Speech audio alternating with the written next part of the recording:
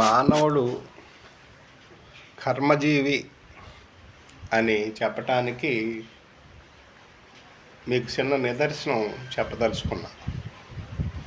మానవుడు కర్మజీవి అని చెప్పడానికి గల కారణం మనిషి యొక్క జీవన విధానం ఎలాగుంటుంది అనేది ఒక పెద్ద ఆయన చెప్తే నేను ఆలకించా. ఒక పల్లికారు ఆయనకి 2 కొడుకులు పుట్టారు. ఆ 2 కొడుకుల్లో ఒకడు బాగా తెలివైనవాడు, మహాగణుడు.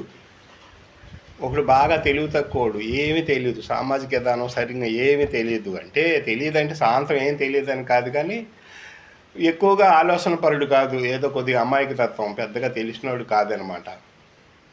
వీళ్ళిద్దరికీ యుక్త వయసు అంటే ఇంచుమించు ఒకడికి 15, ఒకడికి 20 ఎలాగొచ్చింది. ఆ తెలివైనవాడు పెద్దోడు,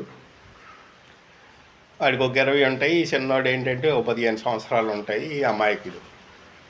ఆ ముసలాడితో అనేది, నాయన పెద్దోడు ఎలాగైనా బతికెత్తాడు, కానీ చిన్నవాడినే మరి మనం ఏదో ఒకటి చెయ్యాలి, ఆయన ఎలా పెంచాలి, పోషించాలి అని చెప్పి రోజు ముసలాడిని ఆ చెవులో ఓయ్ నేను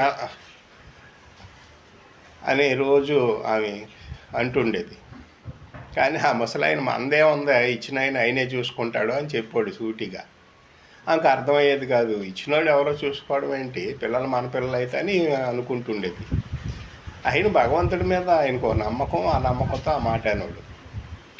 కానీ ఏదైనా ఎవరి ఇజ్జాలు నేర్పోరుగా ఆ రోజుల్లో, ఎవరి కాలు వాళ్ళవి చేతి వృత్తులు, వాళ్ళకున్న ఇజ్జులు కుల వృత్తులు అవి నేర్పోరుగా ఇద్దరిని ఏటకి తీసుకెళ్ళాడు పెద్ద ఆయన. ఈ పెద్దోడేమో తెలిసినయన కాబట్టి వాళ్ళ బాగా ఇసిరి ఒడుపుగా వేసాడు. ఈయనకేం తెలియదుగా, నాయన నువ్వు వేయరంటే కుప్పనాగా వేసాడు. అది ఇసరడం శాతం అయ్యేది కాదు, కుదిరేది కాదు. కానీ నిక్కా మూమెంట్కి వచ్చి ఇద్దరు ఇంటికి వచ్చేప్పటికి పెద్దోడి దగ్గర చేపలు తక్కువ ఉండే, చిన్నోడి దగ్గర చేపలు ఎక్కువ ఉండే. ఈడు ఎలాగేసినా ఈడు దాంట్లో పడి, ఈడు ఎంత అమాయకుడైనా ఆయన ఎంత పడదామని ఒడుపు గీసినా సరే దాంట్లో పెద్దగా చేపలు పడే కావు. అయినా కొద్దిగా డల్లుగా వచ్చాడు. కొన్నాళ్ళు పోయిన తర్వాత ముసలామని పిలిచాడు దగ్గరికి. ఏమే అని. ఏంటయ్యా అని. ఆడేంటి పెద్దోడు అంత తెలివైనవాడు అలా తీసుకొచ్చాడు, ఇటు తెలివి తక్కువడు ఎలా తీసుకొస్తాడు, ఇటుదే ₹1 అదనంగా వచ్చినట్టు ఉంది కానీ చేతికని అంటే, అప్పుడు ముసలాం అనుకుంది, ఇచ్చినోడే చూస్తాడని అనేవాడు నువ్వు, అప్పుడు అదేనా, అయితే భగవంతుడినేనా నువ్వు అలాగనేవాడివి అని. అలాగా జీవనం అనేది కర్మకు సంబంధించింది తప్ప తెలివికి సంబంధించింది కాదు. తెలివితేటలు పనికిరావు. కర్మ పూర్వజన్మ మన సుకృతాన్ని పెట్టి కర్మని సమకూరుతాడు. ఆ కర్మే ఇవాళ మన హౌస్ కానీ, ఆవర్దాయం కానీ, ఆస్తులు కానీ, అంతస్తులు కానీ ఆ కర్మ లోపల ఇముడు ఉంటాయి. ఎవరు ఏదైతే అరుబలం అయితే అది అనుభవించడానికే పుడతారు. అరుబలం అంటే అనుభవించడానికి పుడతారు. అది పెద్దోడు పెద్దగా కనిపించి, చిన్నోడు చిన్నగా కనిపించి, ఎవరు ఎలా కనిపించినా సరే ఆయనిచ్చినవి అవి సమకూరుతాయి. మనం దాన్ని అడ్డం పెట్టిన ఆగలేము. ఎందుకంటే ఆయన అంత సంపాదించాడంటే ఆయన పూర్వజన్మ సుకృతం, భగవంతుడు ఇచ్చింది. నువ్వెవరో ఆపేయడానికి?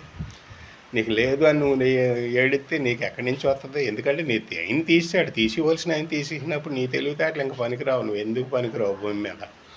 దీన్నే మరి కర్మతత్వం అంటారు పెద్దలు. కర్మను మించే జీవితం తప్ప నిన్ను పెట్టి జీవితం జరగదు. కర్మను పెట్టే నీ జీవితం జరుగుద్ది. నువ్వు ఆలోచించేది ఏది జరగదు, ఆయన అనుకునేది ఏదైనా జరుగుద్ది. అదే నీ జీవితం ఆయన చేతుల్లో తప్ప నీ చేతుల్లో లేదని తెలుసుకోవడమే మానవ ధర్మం.